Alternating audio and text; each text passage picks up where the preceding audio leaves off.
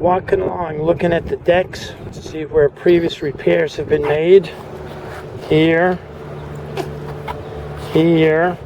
see the crack right there. More repairs here, here, here, here, here.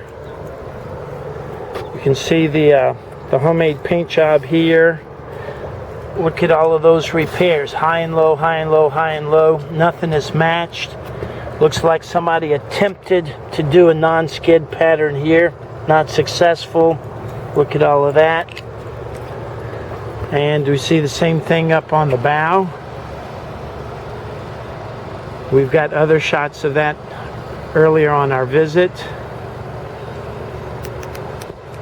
And I'm going to turn around and see if the light will be any better going back the other direction.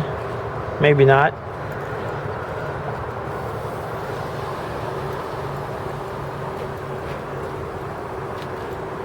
And we'll come upon where the dinghy davit is and the cradle to hold the dinghy. There's the bow for the dinghy and the stern for the dinghy. And you can see all of these holes that were drilled into the roof.